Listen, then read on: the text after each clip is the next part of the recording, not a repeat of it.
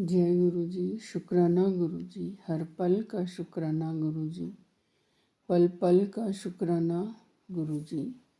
जो दिया उसका भी शुक्राना गुरु जी। जो नहीं दिया उसका भी शुक्राना गुरु जी।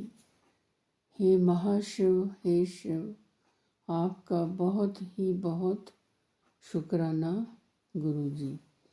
संगत जी, आज हम शिव पुराण जी में भगवान विष्णु द्वारा पठित शिव सहस्त्र नाम स्रोत में आगे की और नामों का श्रवण करेंगे अर्थ सहित, और उसके बाद शिव पुराण जी के पाठ का आगे की ओर श्रवण करेंगे। हम एक श्रृंखला 1 से लेकर 30 तक श्रवण कर चुके थे।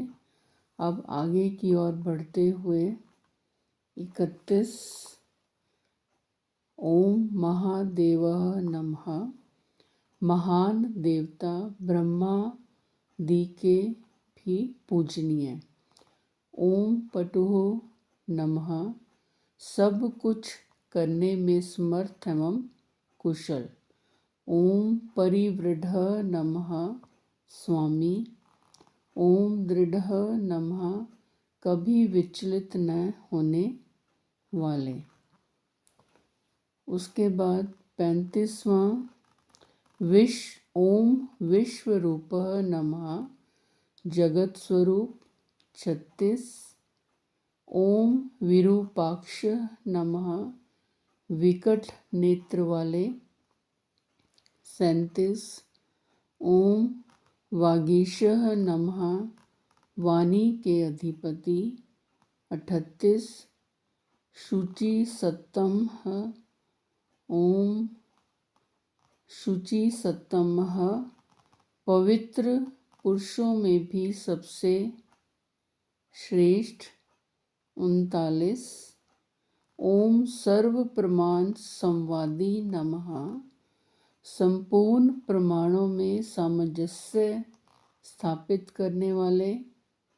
40 ओम वृषांगः नमः अपनी ध्वजा में वृषभ का चिन्ह धारण करने वाले।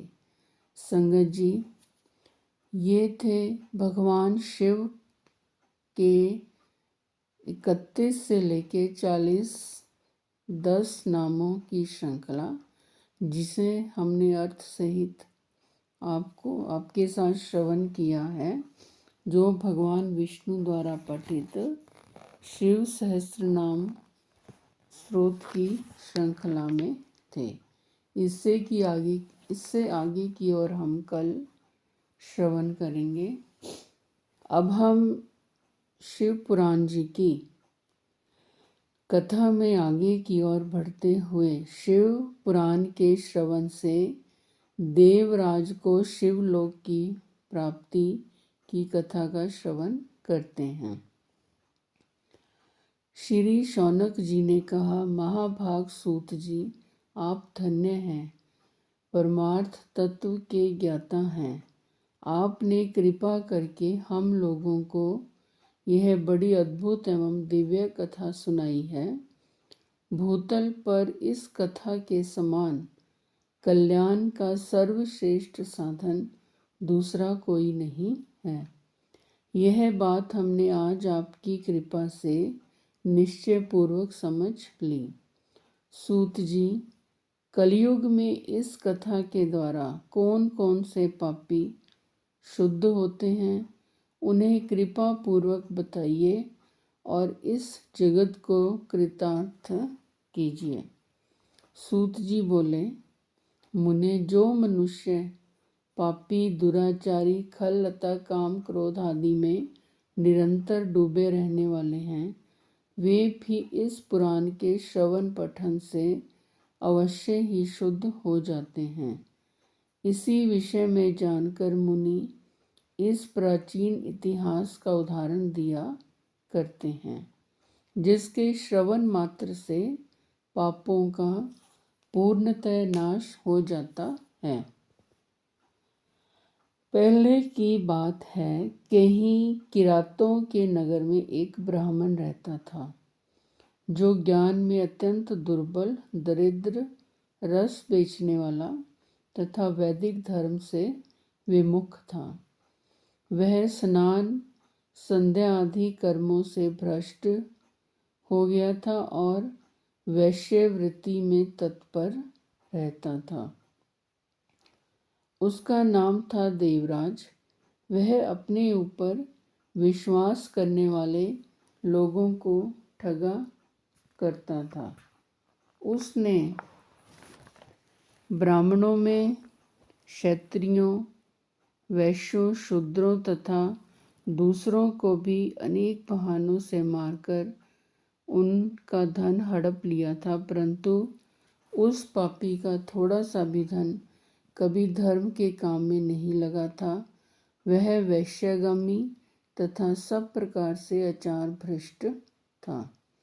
एक दिन घूमता घूमता वह दैव योग से प्रतिष्ठानपुर झूसी प्रयाग में जा पहुंचा। वहां उसने एक शिवालय देखा जहाँ बहुत से साधु महात्मा एकत्र हुए थे। देवराज उस शिवालय में ठहर गया, किंतु वहां उस ब्राह्मण को ज्वर आ गया। उस ज्वर से उसको बड़ी पीड़ा होने लगी। वहां एक ब्राह्मण देवता शिव पुराण की कथा सुना रहे थे। ज्वर में पड़ा हुआ देवराज ब्राह्मण के मुखारविंद से निकली हुई उस शिव कथा को निरंतर सुनता रहा। 1 मास के बाद वह ज्वर से अत्यंत पीड़ित होकर चल बसा। यमराज के दूत आए और उसे पाशों से बांधकर बलपूर्वक यमपुरी में ले गए। इतने में ही शिवलोक से भगवान शिव के पार्षदगण आ गए। उनके गौर अंग कपूर के समान उज्ज्वल थे, हाथ त्रिशूल से सुशोभित हो रहे थे। उनके संपूर्ण अंग भस्म से उद्भासित थे और रुद्राक्ष की मालाएं उनके शरीर की शोभा बढ़ा रही थीं। वे सब के सब क्रोधपूर्वक यमपुरी में गए और यमराज के दूतों को मार पीट कर बारंबार धमका कर उन्होंने देवराज को उनके चंगुल से छुड़ा लिया और अत्यंत अद्भुत विमान पर बिठाकर जब वे शिवदूत कैलाश जाने को उद्यत हुए, उसी समय यमपुरी में बड़ा भारी कोलाहल मच गया। उस कोलाहल को सुनकर धर्मराज अपने भवन से बाहर आए। साक्षात दूसरे रुद्रों के समान प्रतीत होने वाले उन 4 दूतों को देखकर धर्मज्ञ धर्मराज ने उनका विधि पूर्वक पूजन किया और ज्ञान दृष्टि से देखकर सारा वृत्तांत जान लिया। उन्होंने भय के कारण भगवान शिव के उन महात्मा दूतों से कोई बात नहीं पूछी, उल्टे उन सब की पूजा एवं प्रार्थना की। तत्पश्चात वे शिवदूत कैलाश को चले गए और वहां पहुंचकर उन्होंने उस ब्राह्मण को दया सागर सांब शिव के हाथों में दे दिया। शौनक जी ने कहा, महाभाग सूत जी, आप सर्वज्ञ हैं। महामते, आपकी कृपा प्रसाद से मैं बारंबार कृतार्थ हुआ। इस इतिहास को सुनकर मेरा मन अत्यंत आनंद में निमग्न हो रहा है। अतः अब भगवान शिव में प्रेम बढ़ाने वाली शिव संबंधनी दूसरी कथा को भी कहिए। जय गुरु जी, शुक्राना गुरु जी, अत्यंत शुक्राना गुरु जी। आपकी कृपा से हम शिव पुराण जी की कथा का श्रवण कर रहे हैं और भी बहुत सारी संगत इस कथा का श्रवण कर रही है। आपका अत्यंत शुक्राना, क्योंकि अगर आपकी कृपा है तभी हम इस शिव पुराण की कथा का श्रवण कर रहे हैं। संगत जी, आज हम शिव पुराण जी की कथा का यहीं तक श्रवण करेंगे।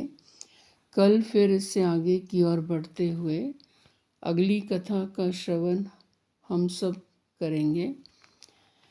जय गुरु जी, शुक्राना गुरु जी, अत्यंत शुक्राना गुरु जी। ओम नमः शिवाय, शिवजी सदा सहाय।